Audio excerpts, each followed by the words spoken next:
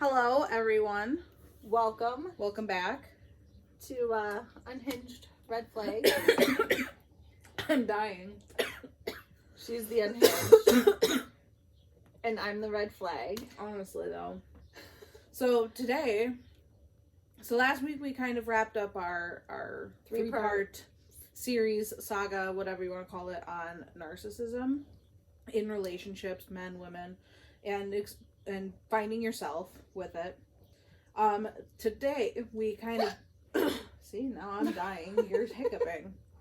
Today we kind of thought we would delve a little bit further into our past with therapy and share some tidbits that our past therapists, our current therapists have relayed to us.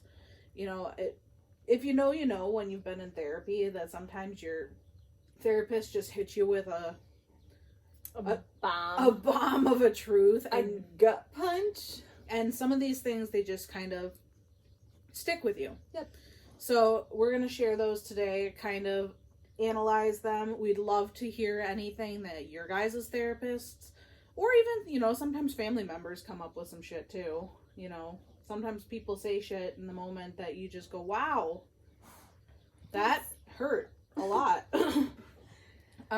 So yeah, that's what we're doing today, is we're just kind of going to go through and talk about tidbits that therapists have given us. So I've made notes. She's got the list. But it was.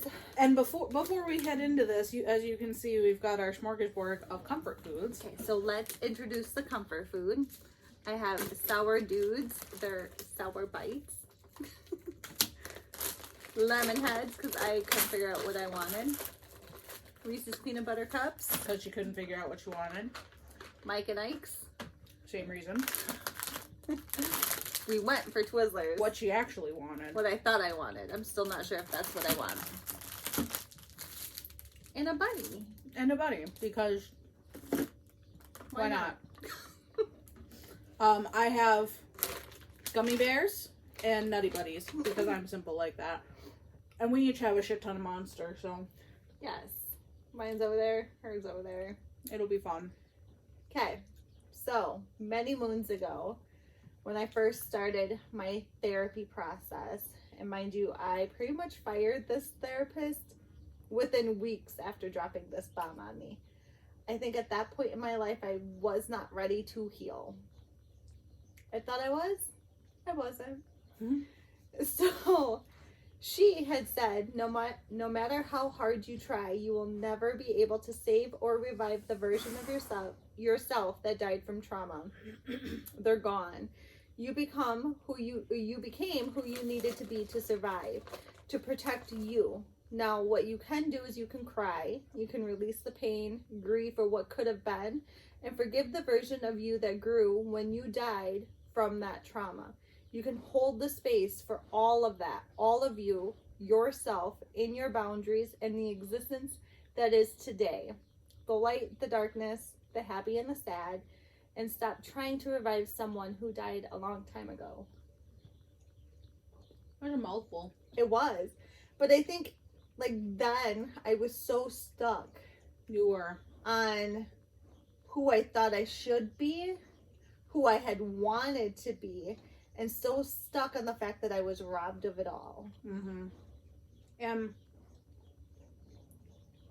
kind of along the same lines of all of that, summing up is, if you've ever heard somebody say, well, yeah, your past sucked, but it made you who you are today. And I don't know about you, but I hate hearing that, because who I am today should not have been. Yep. It should not have been. Unfortunate circumstances happened, and I had to change my whole self, my whole image. Before my trauma, your brain chemistry, it just all changes. Before my trauma, I was the touchiest, huggiest person ever. I never shut up, which I kind of don't do that now, but I'm quieter in public. Mm-hmm. Very much so. But like your therapist said, You have to forgive yourself eventually. And it sounds cliche as fuck. And a lot of people might think, well, your trauma happened to you and you didn't make it happen, so why do you have to forgive yourself? Because there's a part of you, no matter how deep down that part is, that you do blame yourself for not stopping what happened or for allowing it to change you. That, and I think I would add, you have to apologize yourself for the person you became. Right. And sometimes the person you become after a trauma is not good. Not friendly. Not cool. You learn bad habits. Survival responses. And unlearning those survival responses can be extremely hard. And those survival responses can hurt a lot of people in your healing process that you're not realize, or that you don't realize is happening. And tying that back into the narcissism, narcissism is a trauma response in most cases. Some people are born with it. Some people are traumatized into doing that.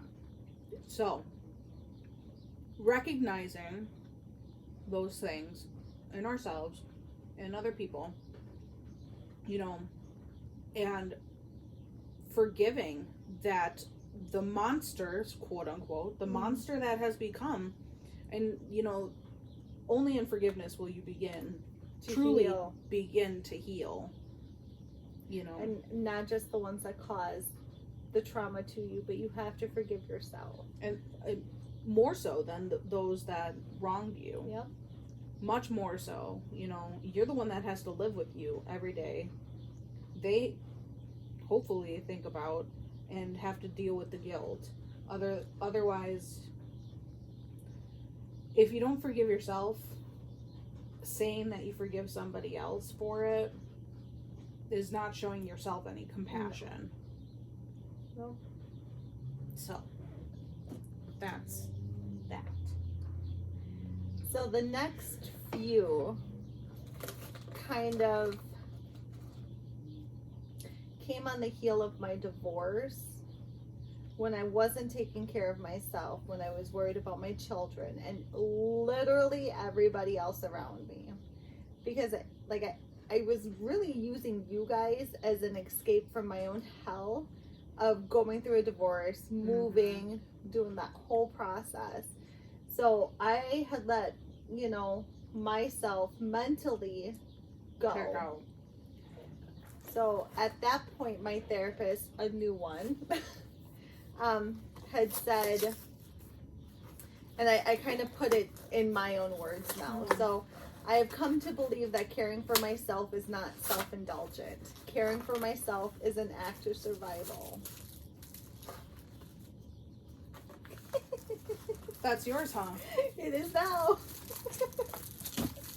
There's two in here. There's two in here. I want to. Oh, well, I just want one. I'm a fat fuck. You leave me be.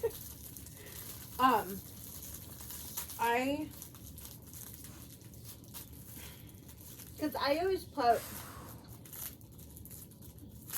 everybody ahead of me. Right. Taking care of myself was always the last thing. And I always thought if I took time out for myself, I was being selfish. Right. And I mean, that comes from so many things. That comes from being a mom, and being a mom with little to no support in that family dynamic from your partner, your husband, whomever. If you feel as though it is being self-indulgent and selfish to take care of yourself, your family dynamic is not safe. And on the heels of that, as we're learning, you know, what do we always say, you know, we are teaching our kids to do better than we did, than we had, and all that stuff. And I mean, a big part of that is teaching them that caring about yourself And giving 100% of yourself to every situation will only deplete you.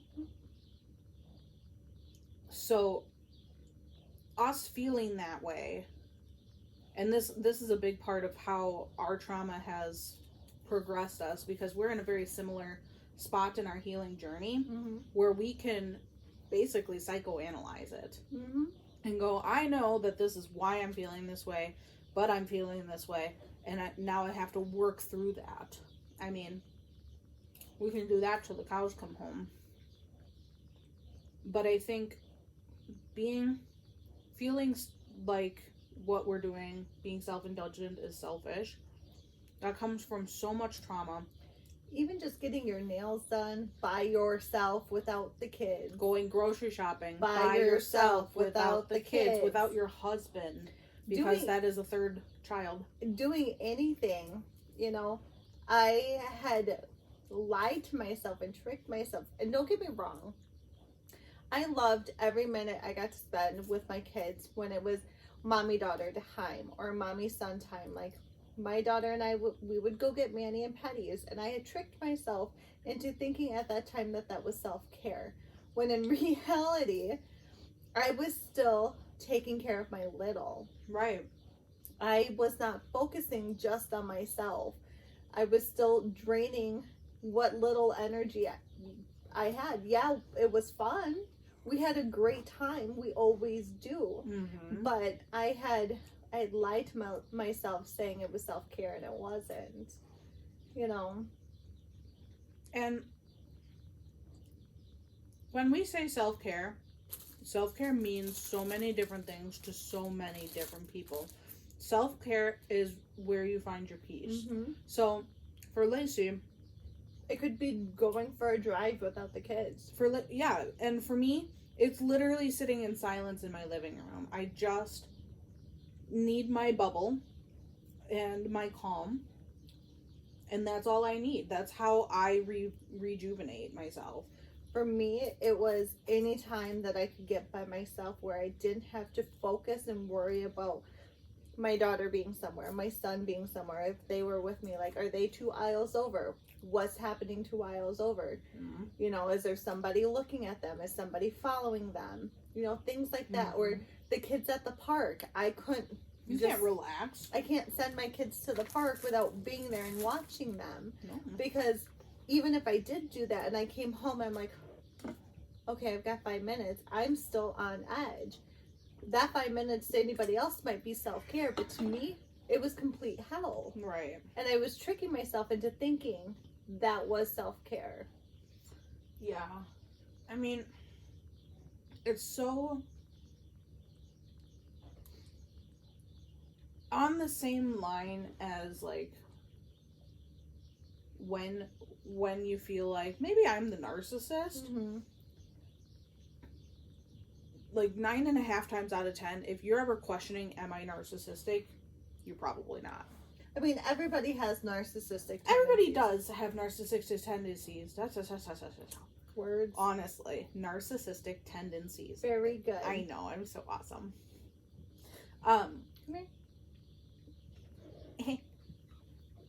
But you yourself are not a narcissist. Same thing. If you ask yourself, am I being selfish? 9 times out of 10, you're probably not. Like, that's how I've always thought of it, is if you're questioning if I'm questioning it, I'm probably not. I'm just, like, tricking myself into feeling like guilty. Guilty. Mom guilt is a huge thing. Very much so. Kind of spiraling off of that, like, within the same time frame of that therapy session, I think it was within weeks, she dropped, it's okay to take time for yourself. We give so much of ourselves to others, and we need to be fueled both physically and mentally. If we are in balance, it helps us with every other interaction in our life. And that is so true. I was so drained at that point. Mentally, physically. You were a shell. Like, I walking around in a fucking fog. And I'm going to take a point here where if you have built your tribe, as Lacey always calls it, if you have built your people, when somebody is like that, like when Lacey was like that, she was at a point and I was at a point in our lives where we were at two very different areas and had our own shit to deal with. We didn't speak to each other. Probably 2-3 years prior to. I think it was 2.5 years. Oh. About 2.5 years where we didn't really talk. We would send a meme here or there, a TikTok, whatever. Be like, thought about you, love you, bye. Honestly, that was our entire interaction for about 2 years. And it's not because we don't care about each other. No. It's not because my shit was more important or her shit was more important. We just recognized that neither of us had the mental capacity to deal with both of them at the same time. You know, now in our lives, I mean, we literally do not go a day without speaking to each other, if not multiple times a day. It's bad. It's bad, but it's fine. But recognizing in your life that if you have built even one person that is a true companion, you know, your soulmate can be your best friend. Sure can. If you have built that with somebody, you can take a step back and they will still be there. You can step away. And I mean, every other week, it seems that, dude, I'm having a bad mental health day. I need a minute by myself. Yep.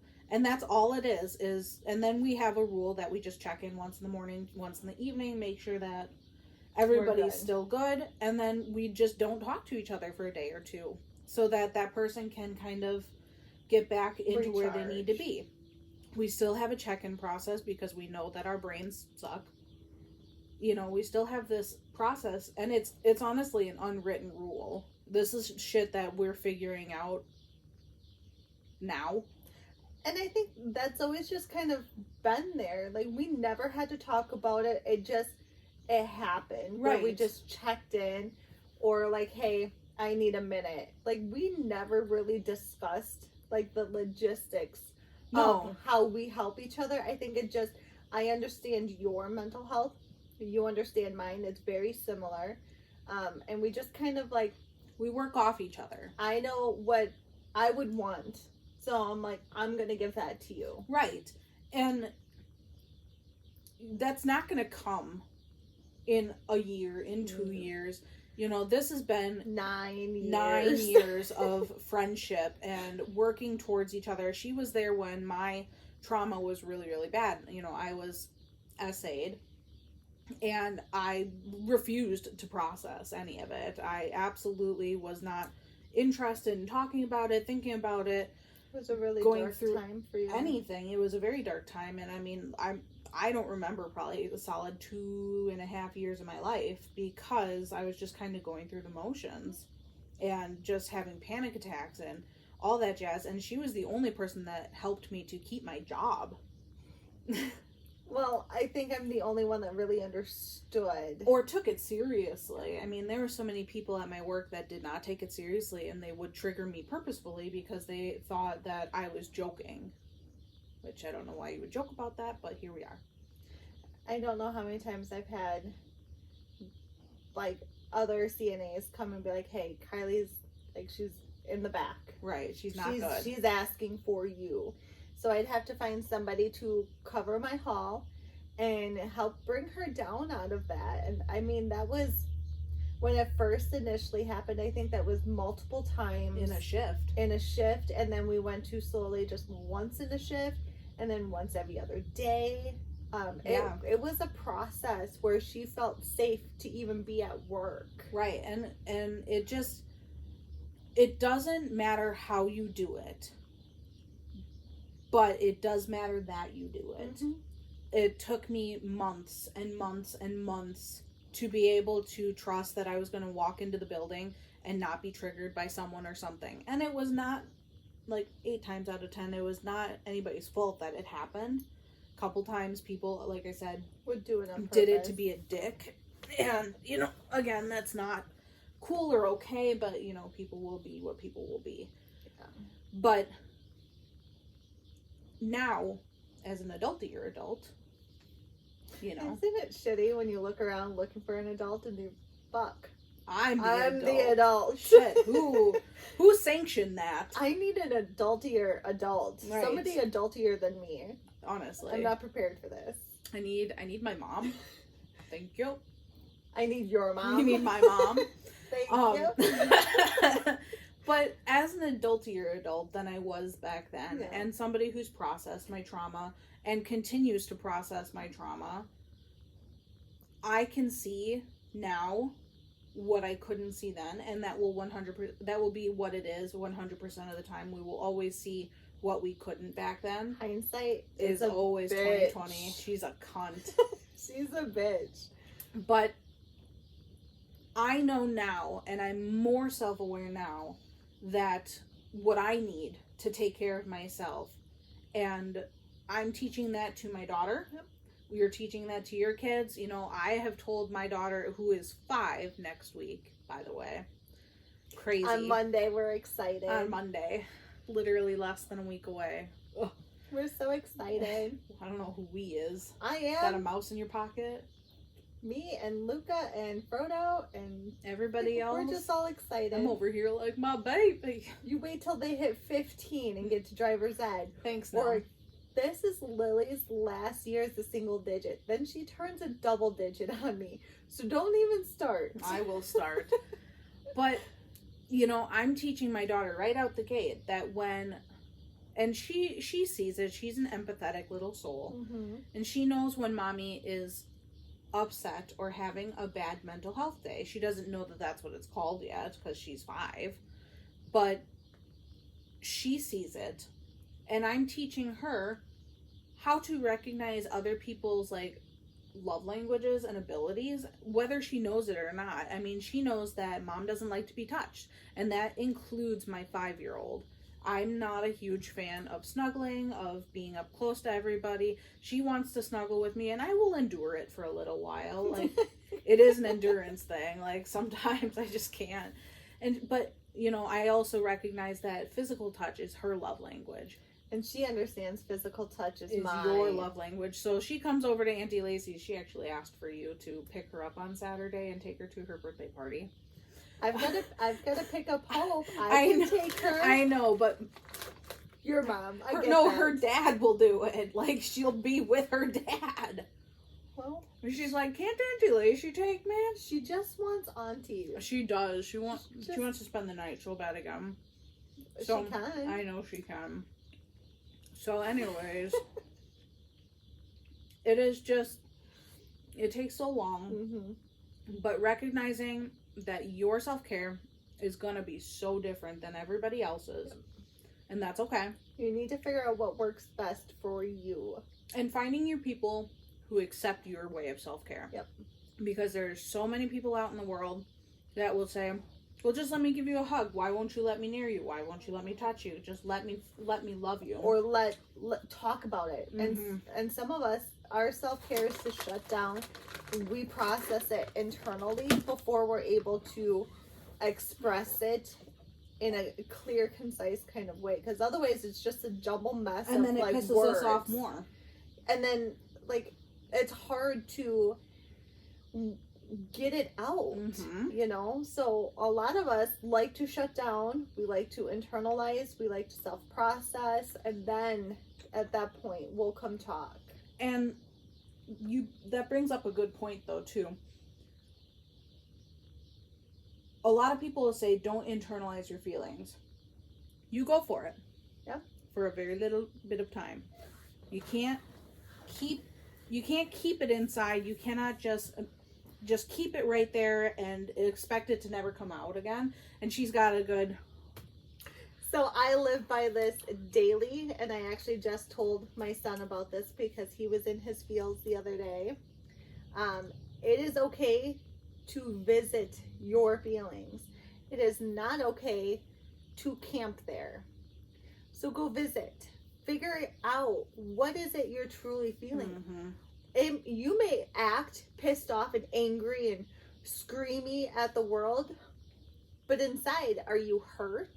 Are you sad? Are you actually mad about something? Like, what is bringing this reaction? Figure it out. Figure out why and who and what. And then put your thoughts in a clear pattern so you're able to understand it better. I saw a TikTok the other day, and I wish for the life of me that I would have saved it. But it just, like, kind of slapped me in the face. Similar to what a therapist would do, because that's kind of what my TikTok is all about. But it was, stop thinking of adults as adults and think of them as oversized toddlers. Mm-hmm. Because most adults these days act like it. On the same hand, stop thinking children and toddlers are small humans. They are developing humans. Uh-huh. You know, if we struggle figuring out what we feel with the amount of language and knowledge that we have, how do you think they feel? We can't expect our littles to understand and grasp and process as fast as we do, or understand things like we do. They are learning. Mm-hmm. So, you know, with that, give yourself a little bit of grace, but stop blaming other people, because that happens far too much. Is you blame other people for how you're feeling. You know, if you walk into work all pissed off and then everybody just continues to piss you off, it wasn't your coworkers that did it. You were mad to begin with. Yeah. Figure it out. And that requires you to stop and internally reflect. Or even sometimes people will write it down on a piece of paper if you need to visualize it. Make a little flow chart for yourself or something. Like, this made me mad, this made me mad, this made me mad. So this was the root cause kind of dealio. Whatever you need to do, what works best for you, do it. Do it. There is no right or wrong. Moving on to the next bullet point, because I think we kind of beat that one with to pulp. To a pulp. Words. I think we're just all brain fried. By the time we hit Wednesday, we're just like, ugh. I know, Wednesday sucks. Self-care is giving the world the best of you instead of the rest of you. I hate that I love that so much. Right? It took me a long time to fully understand the meaning and the impact that it had. You can't pour from an empty cup. You really can't. You have to take care of you first before you can help anybody else. There's not really much else to be said from that. That is a complete sentence. It's so self-explanatory. You cannot expect yourself to give 100% when you are running at 20. Yep. So let's reread it, because I think that one kind of hits hard and home for a lot of us. And rudely. Self-care is giving the world the best of you instead of what's left of you. The best of you, not the rest of you. If your compassion does not include yourself, it is not complete.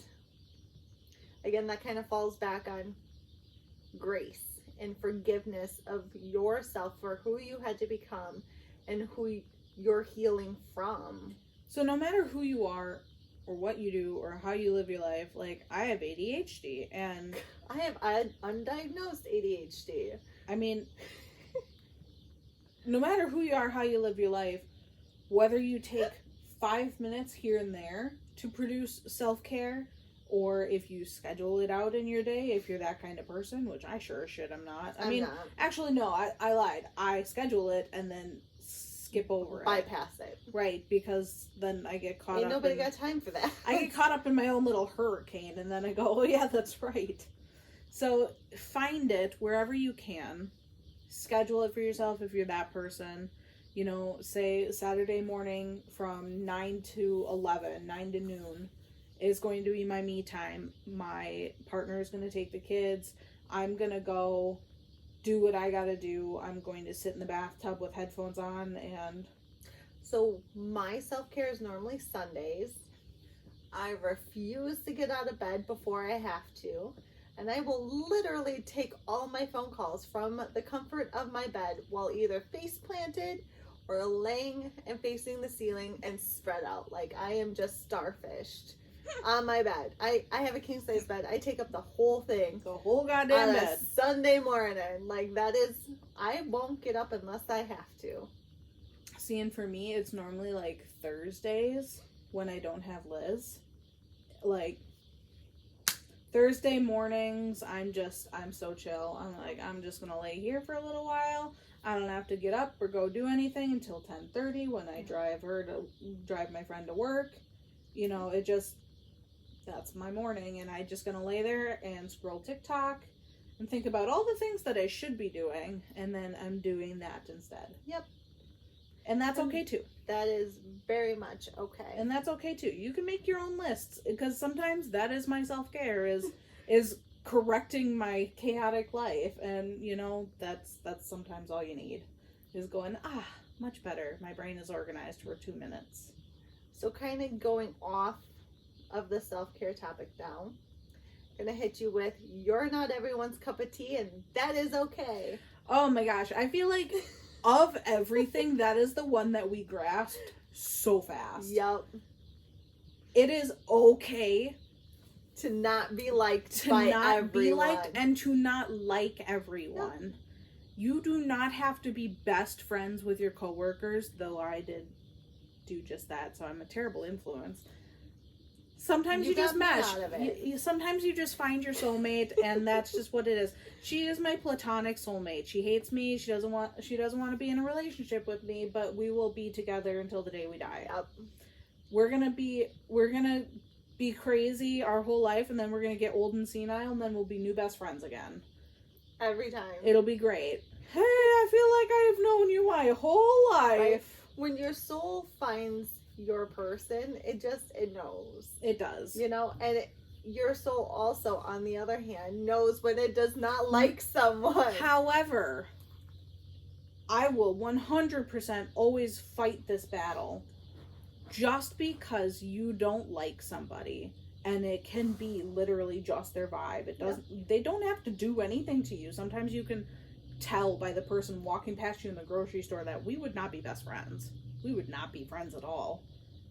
But you always need to be respectful to people. You don't need to respect people, but you need to be respectful. And just because you don't get along with somebody doesn't make it okay for you to be mean and try to tell other people in your tribe not to be friends with them. Not to be friends, because they might vibe well. Right. The only thing is that person also needs to follow the same rule as you, because then we create pettiness and nonsense and all that jazz. If I don't vibe with somebody and they are from, say, if my boyfriend had somebody in his friend group, which I've not found yet, but even still, that I didn't like, I would not then forbid him to hang out with him. From hanging out with that person, male or female. I don't give two shits. He can do as he pleases. Just, if you're gonna do that, just let me know. I'm okay with it. Just let me know. But like, I'm like super don't give a shit about a lot of stuff, so I'm pretty lackadaisical. But on the other hand, if that person started talking shit about me, then we'd have an issue. More so, I think it would be more so annoying if my boyfriend did not then stick up for me and be like, you can't talk about her that way. Yep. But like, even if it's your friends, if that person starts talking shit about me, I'm not okay with that. I'm not okay. And that comes down to respecting everyone. Respecting everybody regardless. I think I would be less okay with it because of the fact that my friend was allowing it. Yeah. If you're friends, if you're truly friends, you don't talk shit about your friends. You can say things like, I don't like this part about their personality, because there are plenty of my friends that I don't like certain aspects of their personality, and I will talk about that, but I will never talk about them rudely, and I will never like fault them for their personality. You know, I'll talk about your personality. Sometimes you're a Right. lot. I am a lot. Sometimes you're a lot. And sometimes your pettiness just baffles me. But in the same boat, She's not going behind my back going, she's a bitch. she's a bitch. Like, she is the worst person ever. She just won't get past it. Right. She can't just let it go. Yeah. But on the other hand, is I know that people say shit about me, and this is where a lot of my anxiety falls, but because people don't say it to me, they say it around me, and it drives me nuts. See, I think for me is, if you're gonna say some shit, Say it to me. fine, cool, whatever. Like, for you, yes. Like, that's what you would prefer. For me, if something's going around, and I live in a very tiny town, if some kind of rumor is going around and people are talking shit about me, and somebody gets the balls and say, hey, this person said so and so about you, like, cool, add a little flair and send it back out. Like, I don't give a flying fuck. Add your little twist. See, and I would prefer, and this is just the difference in our personality here. My preference is, if you have a problem with me, Take it you to you. bring it to me. And whether or not it's something that can be resolved, should be resolved, I don't give two shits. At least I recognize that we don't mesh in that area or that aspect, and I won't continue to attempt, because I'm a people pleaser at heart. And I'm a go fuck yourself person. I'm a people pleaser, so like, if I don't know that person like doesn't want to have me in their life, and it's somebody that like would regularly be in my life otherwise, Mm-hmm. I would still continue to try. Yep. And still continue to attempt to make them someone who at least wanted to be amicable with me. Whereas if they don't, that's fine. I would just rather you tell me that, because I will stop attempting then. And wasting my energy on Right. something that's going nowhere. Yeah. So, And for me, I could give two shits less, because I'm not going to put energy into it. Like, I'm already getting a vibe at that point, right. and I've already, like, that's it. My walls Checked are out. up. It's a fucking chasm. I'm checking out. Good luck. Add a little spin to whatever story you want to say. We'll see what gets around to me. Like, I could give two shits less. Right. But regardless, no matter what, you need to be respectful Yes. to people, even if you don't respect them. Next one. What's next? The past is gone, but you can still build a great future on its foundation.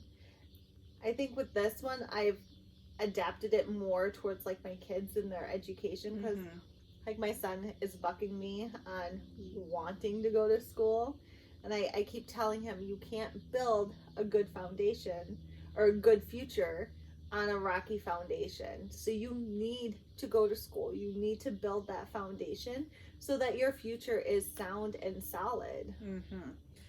And on that, for those of us who have hit rock bottom, As many of us have. And several times, we just continue to dive down there, man. We like it down there. We just like it down there.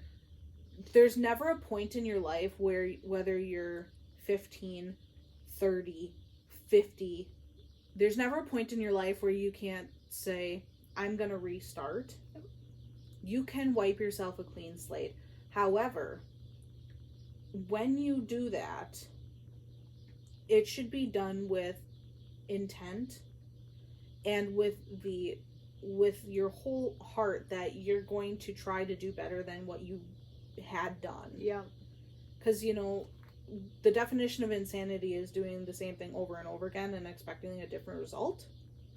If you continue on the path that you were at, you're not going to get anywhere. But if you allow yourself to learn, to grow, to shape differently, it will eventually work out. Hopefully. Oh my goodness, lady. Don't keep your nasty cold feet away from me. That's what my feet will feel like when I'm dead. Okay. So, next one. Some people and situations are harmful, and there is strength in walking away. There is. And I wish more people would do that. Would understand that sometimes standing your ground is not helpful in any way, shape, or form. Staying in a situation that's causing you harm mentally, physically, emotionally, every kind of possible, just because you have this sixth sense of obligation or attachment to them, or you feel like you owe them something, is not good. It's not. You really, and I think a lot of us have stayed in situations far longer than what was necessary because we had that attachment that we felt like we owed them. And a part of that could be trauma bonding. Yep. And all trauma bonding is two people that have bonded over a similar or the same thing. And that can be two victims, that can be two oppressors, that can be a victim and an oppressor. Like it can be a mixture of anything. I mean, Lacey and I have trauma bonded just over, our similarly and different experiences and knowing that we have mental health issues. And that has bonded us together just because we know how to work with each other and that each other can be the comfort.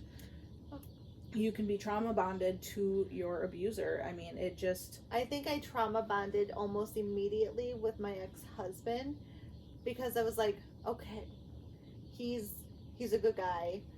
We're going to make it work. And then like throughout the years, like in my head, I'm thinking I'm going to be different than what my parents were, what my family was, what I came from. Mm-hmm. And I'm like, I want different.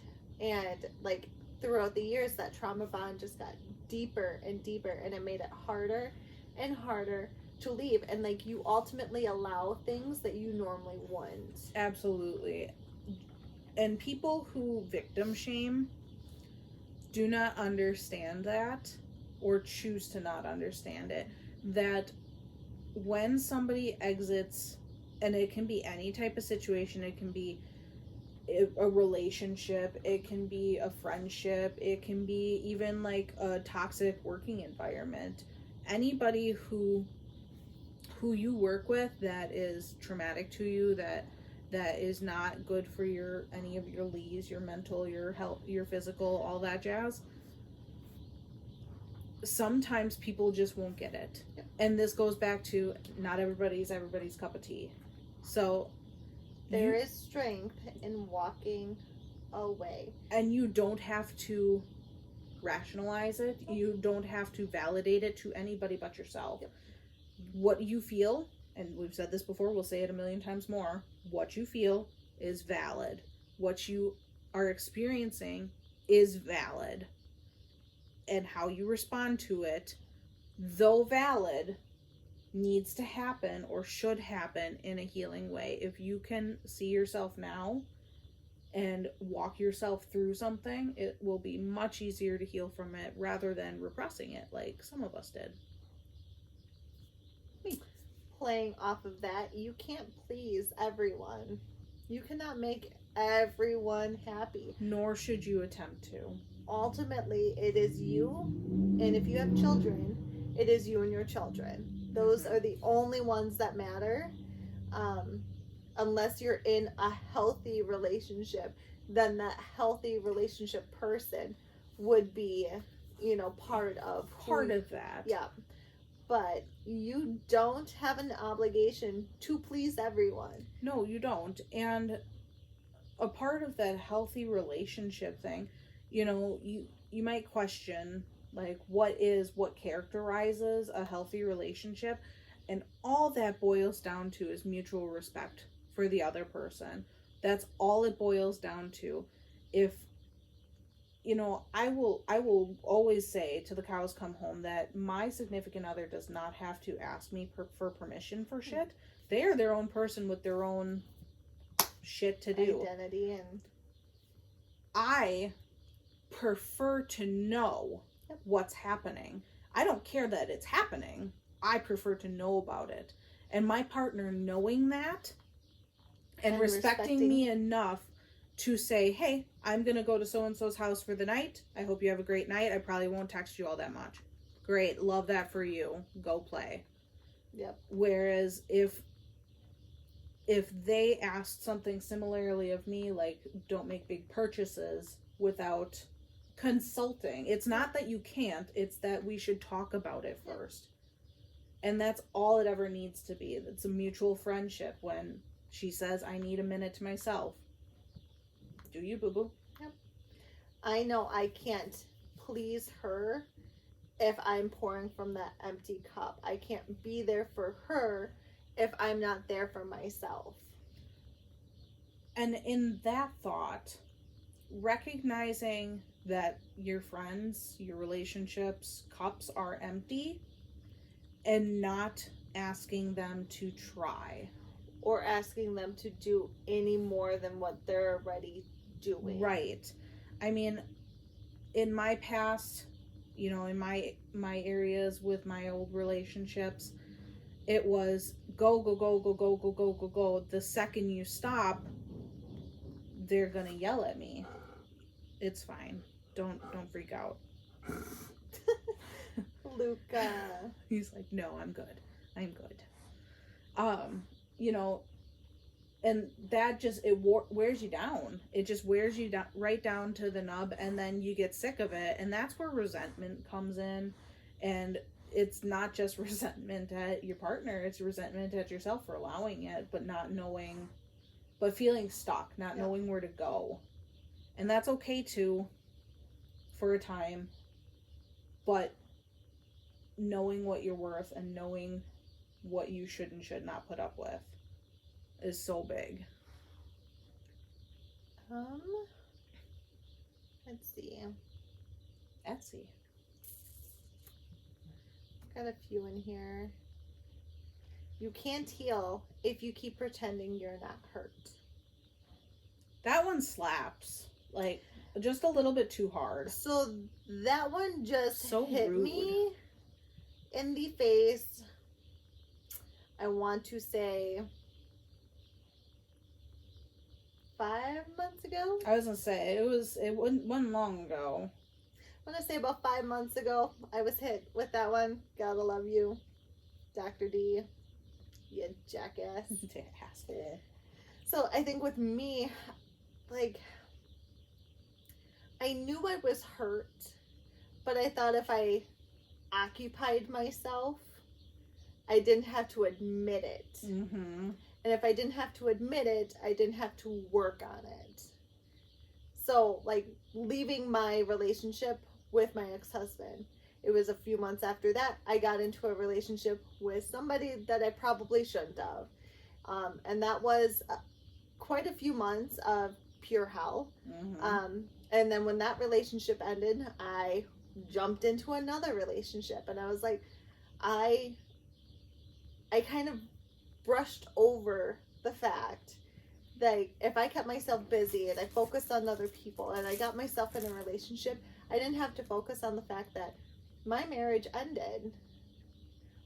13 years or 12 years of being in a relationship, married for 8, just gone. So like relationship hopping. And then after that one ended, into a situationship. And I'm like, it wasn't until after that situationship and my therapist was like, you can't keep doing this. You have to admit that you were hurt and you have to heal from that hurt. So instead of healing from the initial hurt of the divorce and really understanding what caused that divorce and what brought it on, like there was a multitude of issues that kind of brought that on. It takes two to tango. It does. My ex-husband isn't the only one at fault. Like, I was also a contributor. It was a 50-50 thing. We both contributed to the downfall of our marriage. And I will take full responsibility for my part. Like, I know he probably thinks it's all my fault and he did nothing wrong. And that's okay for him to think. That's not and on you. That's on him. That means he still has healing to do. But on the other hand, I'm not just going to say everything was his fault. Mm-hmm. But the subsequent years following and in my healing journey, all of that bullshit, that was my fault. Mm-hmm. I didn't heal from that initial. So now I have to heal from that initial. Then the trauma from the first relationship after. Mm-hmm. And then the trauma from the second relationship after. And then the trauma from the situationship. Which thankfully was brief. Very brief. So now I have many things to heal from, where before it was just one. And there will never come a day where she wakes up and goes, I'm healed. I am healed. I will never be healed. I'm whole. It's going to be a lifelong process. I'm 34 with a lot of issues, and I will continue to try to do better. I don't have to be the best, and that was the one thing I came to on my own. I don't have to be the best right now, but as long as I do a little bit better than I did yesterday, Mm-hmm. I am doing okay. And even if I'm not doing better than I did yesterday, as long as I get up and I try to do better, I'm still doing okay. Elise Myers said something not supremely long ago that I kind of resonated with and was very therapy-esque, on brand for her. Love Elise. If you don't know who Elise Myers is, go on TikTok and find her. That's all I'm going to say. She's amazing. But she said, because she's pregnant right now. You didn't know that? Way to ruin that. It's literally been months. It's been like 2 months since they announced. She hasn't come across my feed. That sounds like a you problem. Fuck you. Later. Anyways. She said the other day, that, being pregnant, because her first pregnancy was kind of hard on her. Mentally and physically, the postpartum depression doesn't help. The prepartum depression doesn't help. But she said, recognizing that your 100% looks different every day. Yeah. And only letting yourself get to that point before you stop. And she started this, her page and everything, and it just kind of blew up. And she was giving 100% all of the time. And then she tried to continue to do that with her pregnancy. It can't. Yep. It can't. And she stopped posting for a little while. And she came back and said, some days 20% is my max. And that's all I'm going to give. And that is okay. And recognizing that your 100% is going to look different every single day. Today, my 100% was about 40. Because I was in class. And that's all I could give. And today was a slow talk day for us. It was. We only talked a couple times today. And they were pretty short. Very short.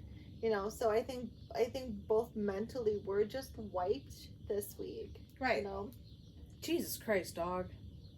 His ass is towards you. Yeah, it's great. I love it. So depression is extremely hard work. There is no free passes and quick solutions. That is so true. And for people without depression, I don't even think those exist anymore.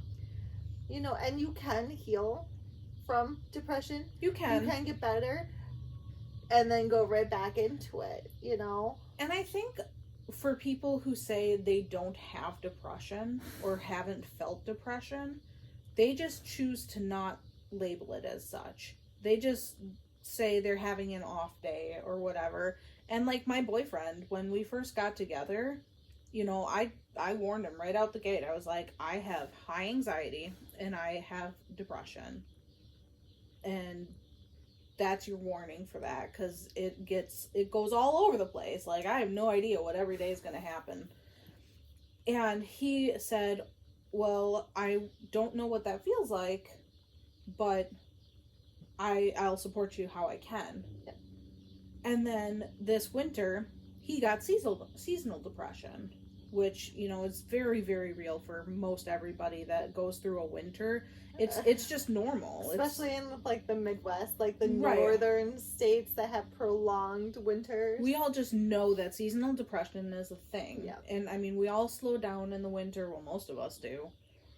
We slow down. We don't get the sun, we don't vitamin get the sun, D. we don't go outside, we don't feel the fresh air. You know, and come the end of the season, we're at our We're end. exhausted. And I mean, we're all right there right now. And the last couple times that we've had sun, I mean, everybody's just more chipper because we have had sun. You are going to literally gas me out, dog. Wow. But he didn't recognize that that's what that was.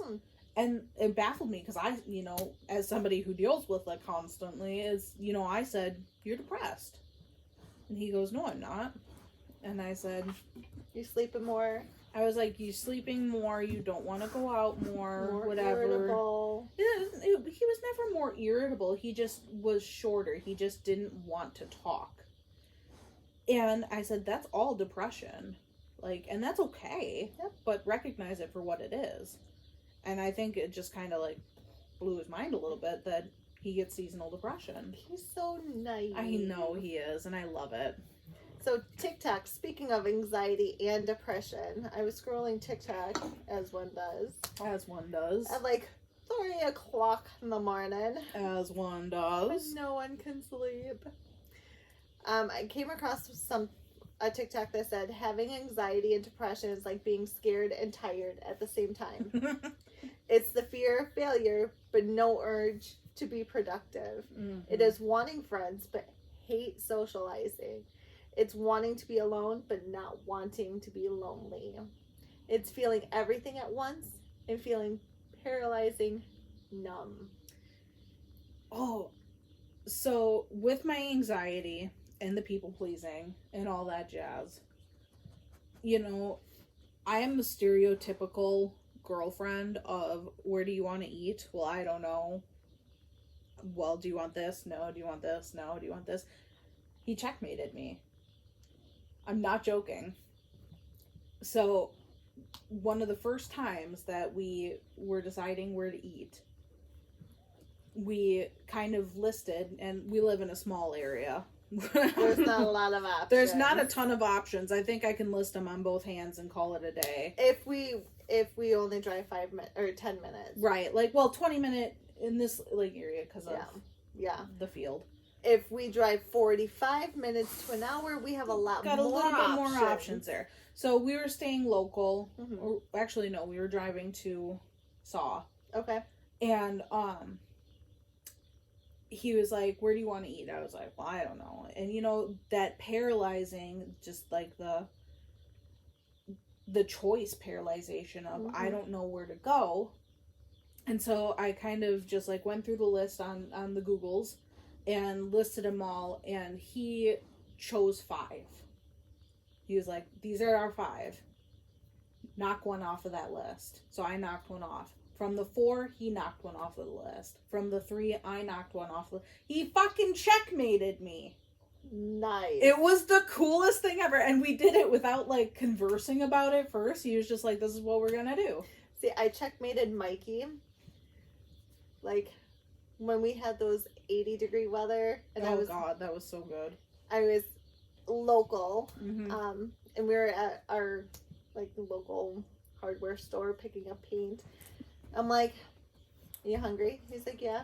I said, "Okay, I'm thinking of a place to eat." And he was like, "Subway." I'm like, "You were right." I wasn't. I was. His first thing was what he wanted. Right. I'm like, "Is that what you want?" He was like, "Yeah." I'm like, "How did we know? Like, Right. How did I know that's what you, like, how did you know that's what I was thinking?" And he was like, "I have no idea." Fucking checkmated his Right. ass. And I've seen that before, but I'm too smart for that. Like, Yeah.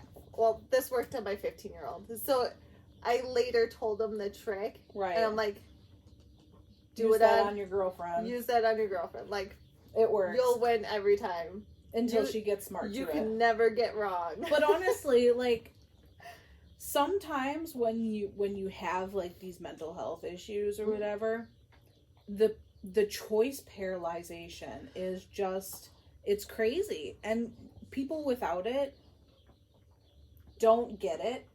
But, like, executive order dysfunction. yes. You cannot make that final decision You to can't. save your soul. And I just watched another TikTok today on a chick. She couldn't decide which gum she wanted. Because, you know, there's so many fucking choices. And she chose 3. And she made them A, B, C in her mind. And she looked at the cashier and said A, B, or C. Cashier said B. That's the one she chose. Perfect. Boom. Done. Yep. Taking the choice away from yourself while still giving yourself options. Yep. And that, it can go for everything. I mean, when freaking GC got me with that, I was like, gotta love did we GC. just, you know, become best friends? Like, So it's cool. It's cool when you find your person, you vibe with them. I don't even remember where the topic started here. Moving on. Anyways. Squirrel. So I think the next few, I'm just gonna ramble off. It is okay to walk away from people or things that drain you. Your time is limited. Do not waste it living someone else's life.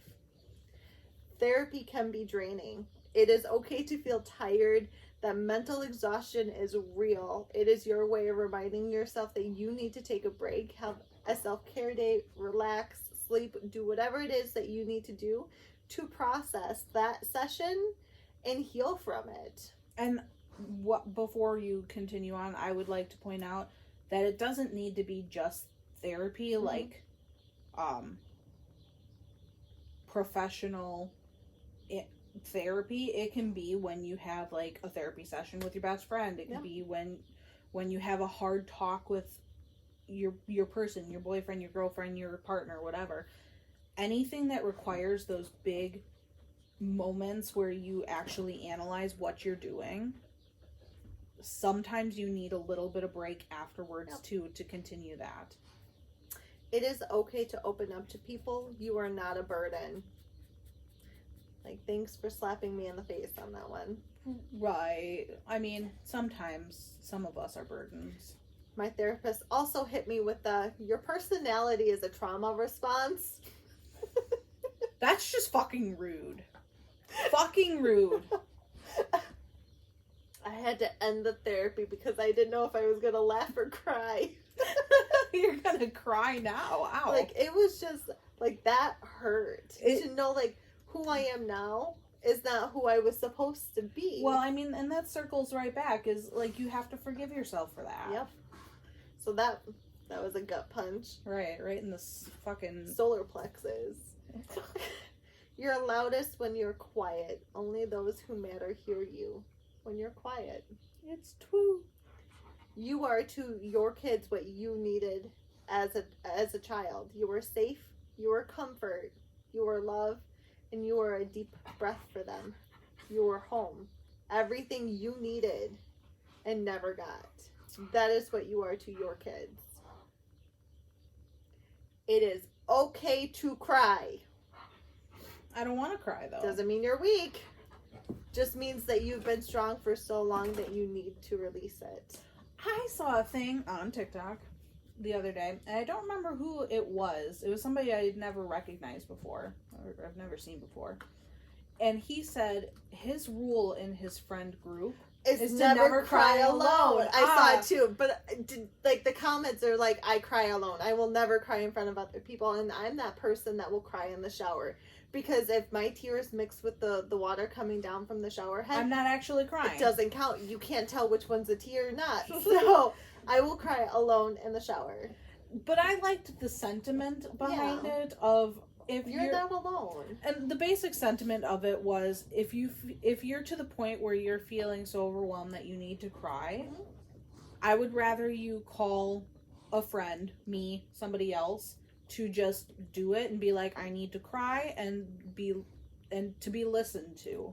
And sometimes that's all it takes. You know, like she said, sometimes people are a little bit different. We'll cry in front of each other, but it's kind of rare. Yep. More so for you than for me. I'm just an emotional person. I just cry all the time. I try really hard not to cry in front of people. I know you do. And if I cry in front of you, like, it is bad. It is a bad mental health day. It is not a good day for me. I don't want to be whatever is going on upstairs. I don't want to be there. You break your own heart when you think you matter more to people, like they matter to you. I always put everybody in like this group where they mean so much to me, and then it hits me hard when I realize like I don't mean that to them. Right. And I mean, I feel like you learn that grow like as an adult, and like people always say that your social circle gets smaller and smaller as you age, and that is very true. And what they mean by that shouldn't be that you pick from this group, this original group of people. You can have that original group, but it will get interchanged. People will leave, people will come in, whatever. But it will get smaller, and it will get more people will leave than come in. But it's the people that are there, your tribe, and it is up to you to place them there. Yeah. It is up to you to have been shown that you do mean as much to those people as you mean, or as they mean to you. Yep. There it is. Like Lacey, I call her at 2 a.m. I need you here right now. Cool, I'll be there in 3 minutes. She just has to throw on some fucking pants. You made a TikTok last week. Not last summer. The summer before. I was living in the other house. And you were talking about having a friend that you can call. Oh, yeah. And the she got me through high school. No. It was the shovel and a pizza. Oh, yeah. And literally it was having that one friend, no matter what, you call and they'll be there. And for her, it was like, I have this one friend, I could call her for literally anything, and she will show up with a shovel and a pizza. Doesn't matter what we're doing, we're prepared for it. Doesn't need to know. She just knows that she's needed. I'm just needed, and I would be there. And she is that for me. Like, I mean, Christ, last week there was a scare that we had to deal with, and I mean, I was here in 4 minutes. I didn't think twice. It was just go. Yep. And that's all that it needed to be. I didn't need to call anybody else. I didn't need to... she did. She called the nurses. I called the nurses, but because I knew that you wouldn't go anywhere without being told by somebody, not me. I had a cardiac event that brought me to the hospital. It was quite scary. I thought she was having a stroke. And the nurse thought I was having a heart attack. So we were a little nervous, to say the least. So, and this comes from, she and I call each other so often that when I called her at that point and she was not able to speak to me the way that she normally speaks to me, I knew immediately there was something wrong.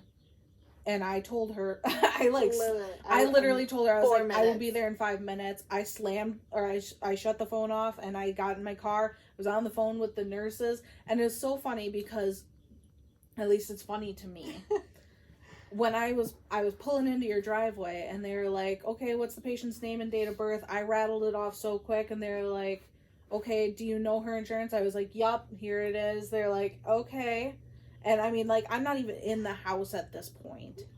And I was here. I was ready to take her vitals. Like, it was bing, bang, boom. We were done. And I knew in my brain, I knew that she needed to go to ER. But I also know that she will not go until told by somebody that's not me. And I will also fight it with anybody else. Like, wanted me to go by ambulance, and I fought that. I was like, I'd rather fucking die. Like, I was not doing that. And again, I recognize, like, where I'm gonna win and where I'm not gonna win. I was comfortable driving her. The fact that she was just happy that I agreed. She was like, great, we're going. So, recognizing that in your person, your people. I don't need a ton of people. I can count the amount of friends I have on two hands. So You, Brooke, Bonnie, Cora, Cody. One hand. One hand. I'm trying to find another one for this hand, but I got one hand too. I mean, you've got your small tribe, and those people have been whittled down and tested and true. They have gone through the fires and back. Fires of hell and back with us. And they will continue to test those fires each and every time. Those are the ones that will hold your hand through it all. Right. If I called her and I said, I'm in the ER right now and I can't get a hold of anybody else, she would be on her way immediately and calling literally everybody going, why aren't you answering your phones? Yep. There's a problem. Yep. I'd fucking round up the troop. Honestly, you would. Pain is necessary for personal growth. And discomfort. I would go Pain so far and discomfort. I would go so far as to say discomfort as well. If you're comfortable in healing, you're not healing. Healing is supposed to be uncomfortable. Change is not meant to be comfortable. It is going to be painful at times. It is going to be uncomfortable at times. That is when you know you are making growth. Like, you're growing. I mean, the best way to think of it is like kids when they grow, they have growing pains. Same thing. When you grow as a person, when you heal and allow yourself to grow into a better version of yourself. Hi, sweet pea. Thank you. He's like, pet me. It's going to be painful. It's going to hurt. It's going to really, really suck sometimes. Stop waiting for someone to save you. Ultimately, the saving process starts with you. You will have helpers along the way. You will have people that will come in, they will do their part, and they will help guide you, hold you up at times when you need it the most. But nobody's going to save you but you. No one's going to change your circumstance but you. Nobody's going to make that appointment with a therapist but you. Like, it boils down to you and whether or not you're willing to make those hard, gut-wrenching, soul-fucking-searing decisions. Mm-hmm. I mean, all of this will always tie back to, it boils down to you and what you want to be. Yep. If you want to heal yourself or if you want to just stay the same and be to have, lack of better words, a bitter old woman or a bitter old man. Like, you can either look back at your life and go, I tried my hardest to be a better person, or you can look back at your life and say, I've been the same since I was 25 or whatever, what have you.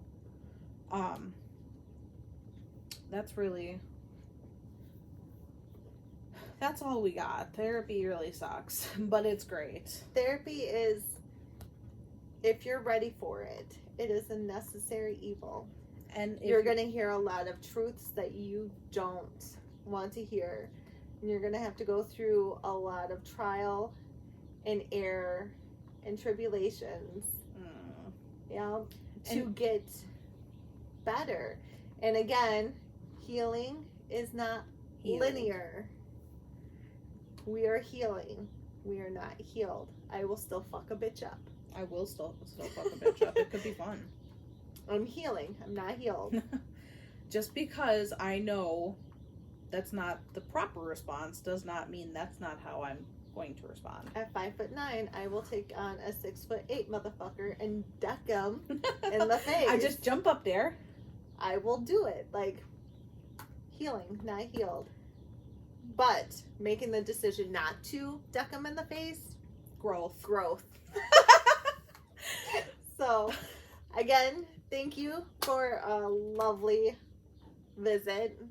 It's always a blast. As always, if you want to comment, if you want us to talk about a certain topic or whatever, we will be more than happy. Just leave a comment. As always, we will put the suicide hotline number. And therapy is not a dirty word. It's not. We're going to say it till the cows come home, man. Therapy's not a dirty word. I have been in therapy since I was a wee little tyke, off and on, till I hit, 18, 19, and then when you couldn't off and on until I hit my late 20s. And really, in the last few years. I think my early 30s is when I really started taking my healing process or my healing journey seriously. Mm-hmm. And I mean, we have made some great strides. We have fallen on our ass quite a few times. We have dug ourselves out of that hole, kicking and screaming and bloodied and black and blue, but we are still here and we will continue to be here. Yeah, So, yeah. Join us next week because I honestly have no idea what we're talking about next week. We'll probably lighten it up. Right, with some we'll probably shit. be a little bit lighter than we have been in the past. We're gonna try to post a couple more shorts, like we did in the car this last week. I don't even remember what the fuck we talked about, but it was funny as hell. The guy that the guy that slid into my DMs. Oh yeah, that was right. the day I ended up in the emergency. That's right. Yeah. So next week we'll lighten it up a little bit. You know, we've had some pretty heavy topics. If any of the therapy truths that I have said today that my therapists over the years have said to me, if any of them hit home for you, if they work for you, if they resonate with you, feel free to use them. I mean, what are you doing? He's choking himself. It's fine. Use them. They are a tool. They are not the tool, but they are a tool to put in your arsenal. But you guys have a great week. Y'all guys. I am Midwest till the cows come home, man. Y'all have a good night. Y'all have a good night. Y'all have a good night. Stay safe. Stay petty. Stay petty. It's great. Okay, bye-bye. Bye.